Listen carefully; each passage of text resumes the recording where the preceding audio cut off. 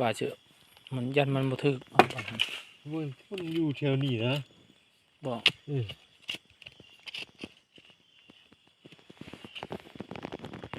ตัวลุ่มปลา3 โมงยังแล้วเอากราบทักทายสบายดีเด้อสบายดีและสวัสดีพ่อแม่พี่น้องอีกทีเมื่อสักครู่สู่คนบ่ว่าอยู่ในและก็ต่างประเทศก็ยินดีต้อนรับเข้าสู่สองบ่าวบุญคงคือเก่าเมื่อนี้ก็อยู่กับคำมืดตื้อตาแล้วพี่น้องกำลังสิถ้ากินข้าวแล้วเราก็กำลังสิไปขุดอ้นเนาะพี่น้องก็มีแต่สิอัปเดตให้พ่อแม่พี่น้องขุดอ้นขุดกลางคืนเลยพี่น้องเพราะว่ามื้ออื่นเราก็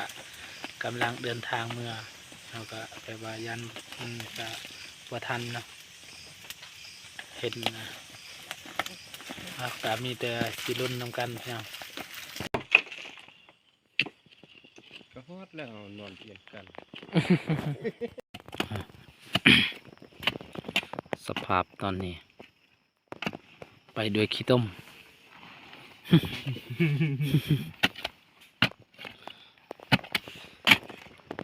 4 โมงปลายแล้ว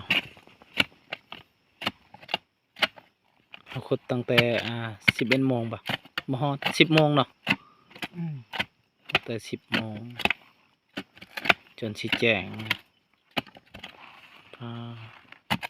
สู่ชีวิตแห้งเลย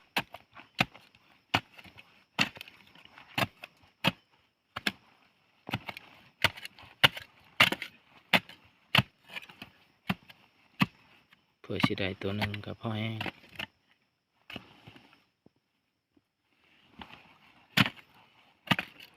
มันบ่แม่นเรื่องง่ายขุดอ้น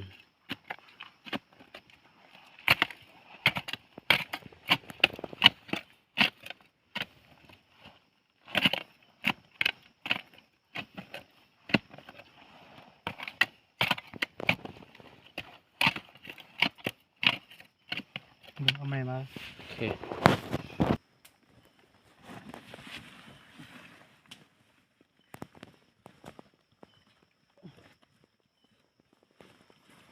มาเข้านี่มาเข้าป่ะมันขึ้นเทิงเลยนะขึ้น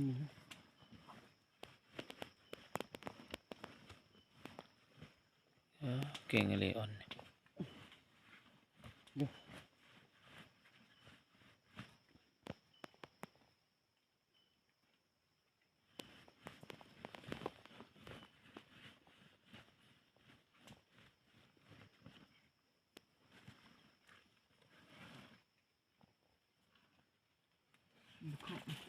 ยันมอเลย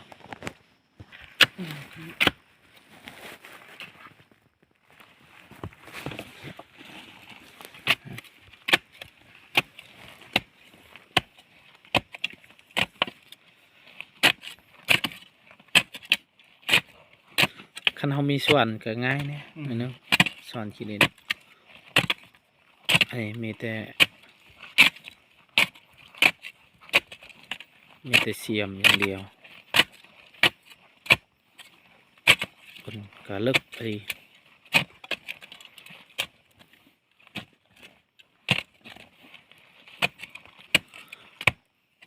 อ้นนี้แหละเลิกกูมูเนาะอ้นตัวนี้แหละเลิกกูมูเนาะขุดตอนนั้นก็คล้ายๆเนี่ยตอนนั้นว่าเลิกก็ยังบ่ช้ำตัวนี้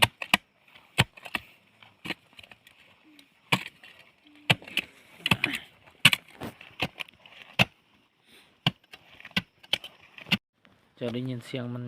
ขวัดบ่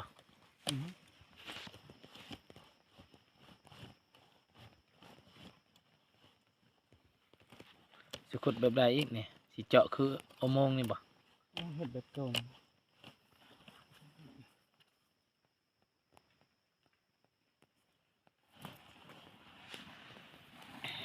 เจาะนี่ก่อนฮะ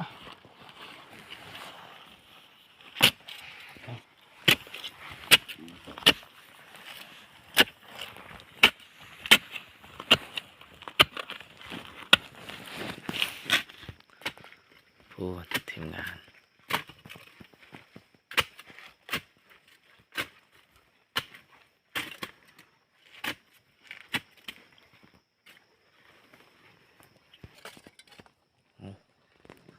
อดเอาบัดนี้แบบนี้แหละชีวิต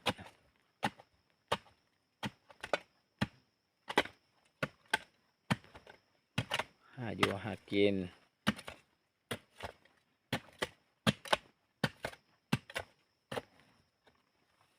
โอ้ย เห็นแล้วลุง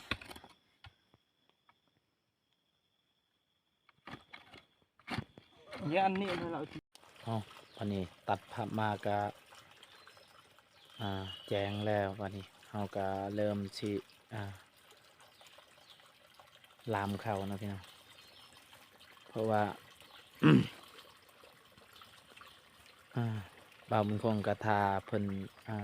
มาแต่หากินนี่แหละบ่าวมันคงก็เลยไปว่าลามเข้าก่อนลามทาเพิ่นทาข้าวสุกแล้วเพิ่นมาก็สิเริ่มกินข้าว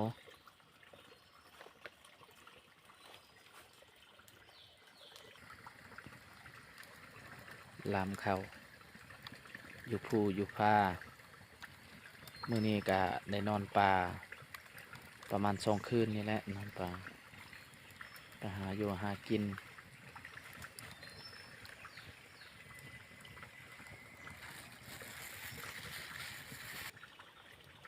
ตัวนี้ก็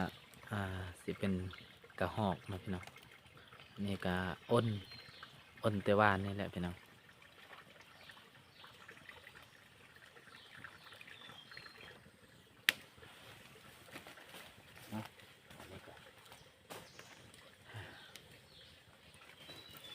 นี่ก็ล่ามเข้าพี่น้องเอ้ย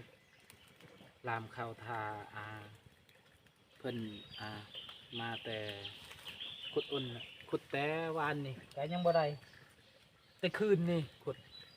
ตั้งแต่10 โมงครึ่งนี่แหละประมาณนั้นแหละ10 โมงครึ่งประมาณ10 โมงนี่แหละหลังจากเฮ็ดกระตูบเผาต้องเรืองแล้วเฮ็ดเรียบร้อยแล้วก็เริ่มสิไปขุดอ้นแล้วก็หมดคืนเลยบ่ได้นอนขุดตอนนี้ก็จักเพิ่นใดหรือบ่แปลว่าบ่าวบุญคงกะเมื่อเฮ็ดกินก่อนถ้าเพิ่นใดหรือบ่เลิกแห้งดีพี่น้องอ้นแอลคูน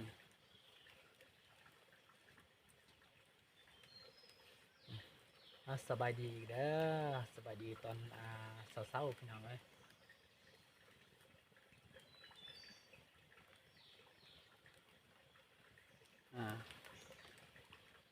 ขุดตั้งแต่คืนนี้ก็ยังบ่ได้เบิ่งสภาพเบาบุญคงคือคนปลาเลยพี่น้อง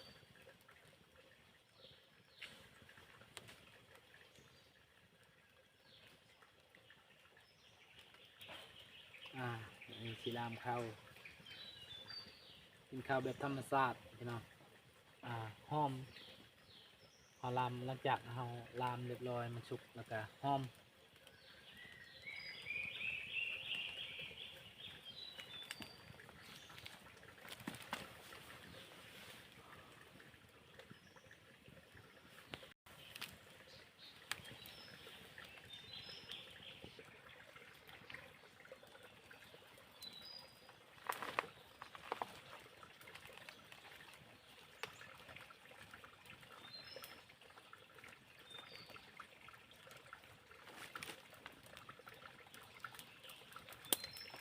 ลามเข้าโอ้โหบริเบิ้งเลยพี่น้องก็ใหม่แล้วบริเบิ้ง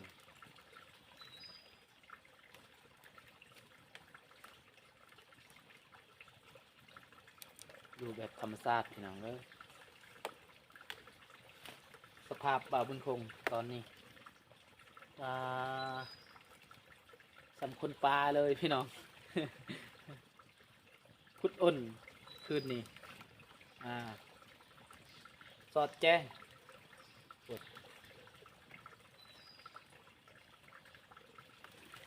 แต่ว่ายังบ่ได้อยู่อ่อนกัน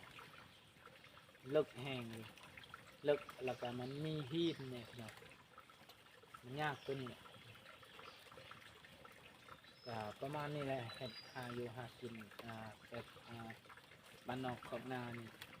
หาอยู่หากินแถวนี่อุดมสมบูรณ์หากินหาอยู่มีสัตว์หลายบ่ว่าหาปลาหาหยังได้ก็เฮาดุมาแต่บ้านดุมาก็ได้อย่างนั้นว่าเฮาบ่ได้ไปมันก็บ่มีอาหารกินเพราะว่าแถวเขตนี้ครับ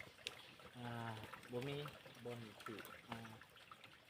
ค้าขายแบบขายอาหารนี่แหละมีแต่ว่าคันอยากกินอาหารเราก็ต้องไปหาเองหาอยู่หากินแบบนี้แหละ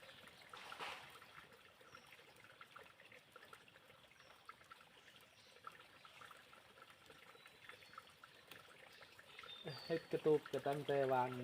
มากแต่ค่ำแล้วบ่าวบุคงกับภายในหนึ่งซื่อๆเด็ดให้พ่อแม่พี่น้องนะครับในส่วนมันมืดนี่ก็นอนประมาณ2 คืนนี่แหละ2-3 คืนนี่โอ้โหพาคนทำงานไม่ได้ครับนอนไม่ได้ตอนนี้ก็กำลังลามเขาเลยเขาก็กำลังเริ่มสุกแล้ว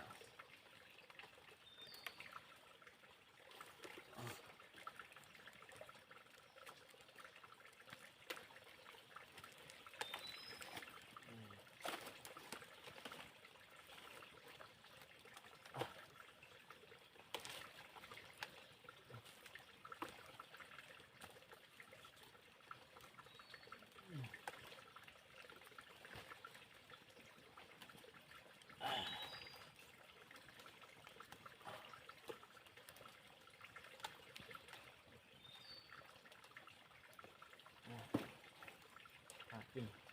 เกี่ยวกับทั่วอะไรก็ต้องสู้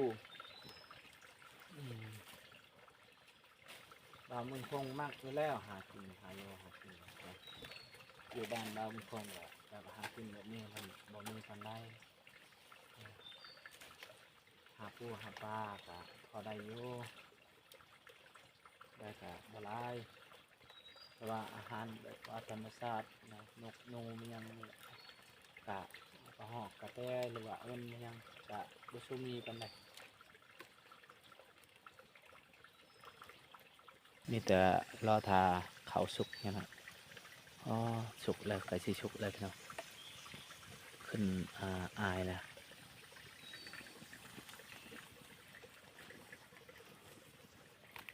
นี่สิอัปเดตให้พ่อแม่พี่น้องได้ครับไปชมอันนี้ก็แมนสิเป็นคือเผาต้องเรื่องนี่แหละบ่าวบุญคงก็ได้ แต่ว่าเฮ็ดซื่อๆตัวนี้บ่ได้นอนคืนนี้เฮ็ดซื่อๆเลยตัวนี้ก็บ่ได้นอนนี่เพื่อกันแบบน้ำหมอกมาอย่างนี้แหละตกใส่เอาประคมมันยังมาข้างแน่แต่ว่าบ่ได้นอนเพราะว่าเฮาก็ขุดอ้นเห็นอ้นแล้วก็เพิ่นชวนขุดกลางคืนก็ไปลุยเลยเฮานั่นแหละก็ได้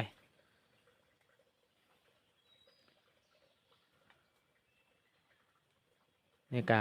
เฮ็ดซื่อๆนี่บ่แล้วก็ย้ายมื้อนี้ก็บ่ได้นอนแล้วอยู่นี่พุ่นแล้วไปนอนอยู่ภูตัวนั้นอีกภูตัวนี้เฮาหาแล้วไปเรื่อยๆคือแบบเผาต้องเรื่องนี่แหละแต่นี่เผาไปตองยังบ่ได้เรื่องนี่แต่ว่าไปก่อนแล้วนี่ตอนนี้ก็กำลังสิสุกเลยหอม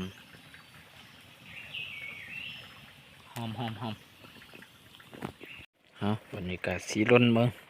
ว่ามันสุกหรือบ่เนาะนี่พี่น้องนี่หอมเนี่ยโอ้สุกแล้วหอมนี่ข้าวลาม ลามเอาข่าวได้แล้วได้กะบ่ใหญ่นะหมดคืน